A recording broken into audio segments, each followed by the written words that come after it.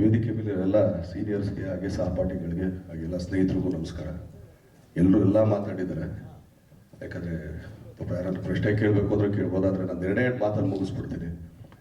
ಈಗ ಇಷ್ಟು ಜನ ಎಲ್ಲ ಮಾತಾಡಿದ್ರು, ಖಂಡಿತ ಯಾರು ಆ್ಯಕ್ಚುಲಿ ಯಾರೋ ಮೆಚ್ಚೋಕ್ಕೋ ಹೊಗಳಕ್ಕೋ ಅದಲ್ಲ.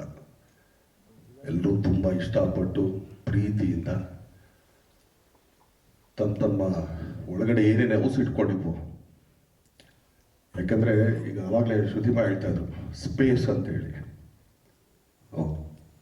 ಈಗ ಇಲ್ಲಿ ಜನ ಬಂದಿದ್ದಾರೆ, ಅವ್ರವ್ರದ್ದೇ ಸೀಟ್ ಇದೆ, ಅದಕ್ಕೂ ಸ್ವಲ್ಪ ಕೆಲವು ಸೀಟ್ಗಳಿದೆ. ಸೊ ಸ್ಪೇಸ್ ಬಿಟ್ಟೇ ಇರ್ತೀವಲ್ಲ.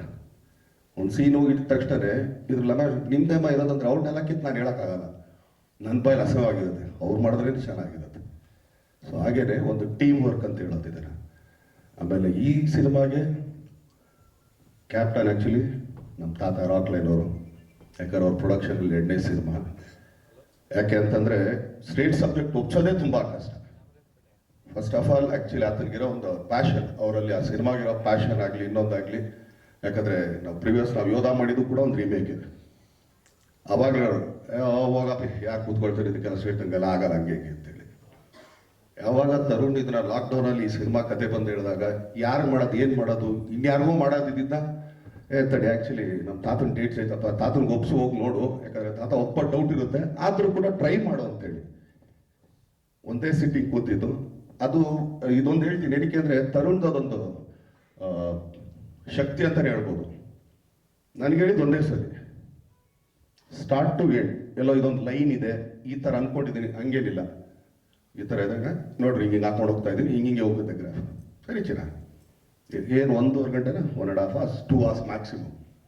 ಆಮೇಲೆ ಅದ್ರ ಕರೆಕ್ಷನ್ ಹೇಳೋಕೆ ಬರಲಿಲ್ಲ ನನಗೆ. ಇಲ್ಲ ಇದು ಯಾಕೋ ಬೇಕು ಬೇಡ ನೋಡು ಏನೂ ಇಲ್ಲ, ಚೆನ್ನಾಗಿದೆ ಮಾಡೋಣ ಸರಿ. ಅದಾದಮೇಲೆ ತಾತ ಕೂಡ ಆ್ಯಕ್ಚುಲಿ ಫೋನ್ ಮಾಡಿದ್ರು, ಮೊಮ್ಮಗಳು ಏನೇ ಆಗಿದ್ದು ಕತೆ ಅಂತ. ಇಷ್ಟ ಆಯ್ತಾ ಅಂದ್ರೆ ಇಷ್ಟ ಅಲ್ಲಲ್ಲ ಓಕೆ ಅಂತ ಅಂದ್ಬಿಟ್ಟು ತರುಣ್ ಒಂದೇ ಹೇಳಿ ಕಳಿಸೋದು. ನೋಡಿ ತರುಣ್, ನಾನು ಸ್ಟ್ರೇಟ್ ಸಬ್ಜೆಕ್ಟ್ ನಾನು ಯಾರೂ ಒಪ್ಸೋಕ್ಕಾಗಲ್ಲ, ನೀನೊಬ್ಬನೇ ಫಸ್ಟ್ ವ್ಯಕ್ತಿ ನನಗೊಂದು ಸ್ಟ್ರೇಟ್ ಸಬ್ಜೆಕ್ಟ್ ಒಪ್ಸಿದ್ದು ಅಂತೇಳಿ. ಸೊ ಸಬ್ಜೆಕ್ಟ್ ಎಲ್ಲ ಇದಾಯಿತು. ಆಮೇಲಿಂದ ಒಂದು ಇದು ನೋಡ್ತೀವಿ ನಾವು ಯೂಶಲಿ ಒಂದು ರಶಸ್ ಥರ ಎಲ್ಲರೂ ಕೂತ್ಕೊಂಡು ಎಡಿಟ್ ಮಾಡಿ.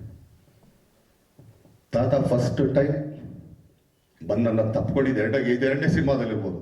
ಯಾಕಂದರೆ ಕುರುಕ್ಷೇತ್ರ ಆದಮೇಲೆ ಬಂದು ಇದರಲ್ಲೇ ತಪ್ಕೊಂಡು ಮಗನೇ ಅದು ಯಾಕೆ ತಾತ ಇಷ್ಟ ಆಯ್ತು. ಆತ ಏನು ಹೇಳಿದ್ದು ಅದಕ್ಕಿಂತ ಒಂದು 10% ಜಾಸ್ತಿ ಇದೆ ಸಿನಿಮಾ, ಐ ಆಮ್ ಡನ್ ಅಂತ. ಓಕೆ ತಾತ. ಸೊ ತರುಣ್ ಅದೊಂದು ಪವರ್ ಅದು, ಯಾಕಂದ್ರೆ ಎಲ್ರಿಗೂ ಒಪ್ಸೋದಿದೆಯಲ್ಲ ಅಂತ. ಸೊ ಈಗ ಕುಮಾರ್ ಗೋವಿಂದ ಸರ್ ಹೇಳಿದ್ರು ಆಗಲೇ ಇದರಲ್ಲಿ ಹಿಂಗೆಲ್ಲ ಇದೆ ಅಂತ. ಒಂದು ಭಾವನ್ ಕ್ಯಾರೆಕ್ಟ್ರು ನಾನು ಇವತ್ತು ಹೇಳ್ತಾ ಇದ್ದೀನಿ, ನನಗೆ ಭಾವ ಅಕ್ಕ, ಅದನ್ನೇ ಈಗ ಶ್ರುತಿಮಾರ್ ಆಗಲೇ ಮಾತಾಡ್ತಿದ್ದೀನಿ.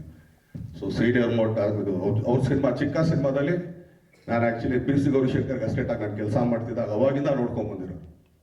ಅವ್ರ ಸೀನಿಯರ್ಗಳ ಜೊತೆ ನಾವು ನಿಂತ್ಕೊಳ್ಳೋದಲ್ಲ, ಅವ್ರ ಪಕ್ಕದಲ್ಲಿ ನಿಂತ್ಕೊಳ್ಳೋಕ್ಕೂ ನಮ್ಗೆ ಯೋಗ್ಯತೆ ಇರಲ್ಲ. ಆದರೂ ಈ ಸಿನಿಮಾನ ಒಪ್ಕೊಂಡು ಅದನ್ನು ಅಚ್ಚುಕಟ್ಟಾಗಿ, ಯಾಕಂದರೆ ಆ ಪಾತ್ರಕ್ಕೆ ಕೊಟ್ಟಿರೋ ಒಂದು ವ್ಯಾಲ್ಯೂ ಆಗಲಿ, ಅದಕ್ಕೆ ಅವ್ರು ಮಾಡ್ಕೊಂಡಿರೋಂಥ ಪ್ರಿಪ್ರೇಷನ್ ಆಗಲಿ, ಇದು ಅವರಾಗಲಿ ಶ್ರುತಿಮಾ ಆಗಲಿ ಯಾರೂ ಬರಬೇಕಾಗಿರಲಿಲ್ಲ. ಯಾಕಂದ್ರೆ ಅವರೆಲ್ಲ ಸೀನಿಯರ್ ಮೋಸ್ಟ್. ಒಂದ್ಸಲಿ ತರುಣ ಎಲ್ಲರೂ ಕೂರಿಸ್ಕೊಂಡು, ಈಗ ನಾವು ನಾಟಕದಲ್ಲಿ ಒಂದು ರಂತ್ರು ಅಂತ ಮಾಡ್ತಿದ್ದೀವಿ ಮೊದಲು. ಎಲ್ಲರೂ ಕೂತ್ಕೊಂಡು ಸ್ಕ್ರಿಪ್ಟ್ಗಳು ಓದಿ, ಪಾತ್ರಗಳಲ್ಲದೆ ಸ್ಕ್ರಿಪ್ಟ್ಗಳು ಓದಿ ಎಲ್ರಿಗೂ ಅರ್ಥ ಮಾಡ್ಸಂಗೆ.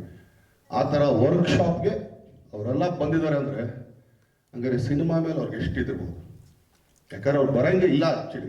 ಶ್ರುತಿಮಾ ಅಂತ ಹಿಂಗೆ ಅನ್ಬಿಡೋದು, ಯಾಕಂದ್ರೆ ಅಷ್ಟು ಸಿನಿಮಾಗಳು ಅವ್ರು ಮಾಡಿಬಿಟ್ಬಿಟ್ಟಿದ್ದಾರೆ.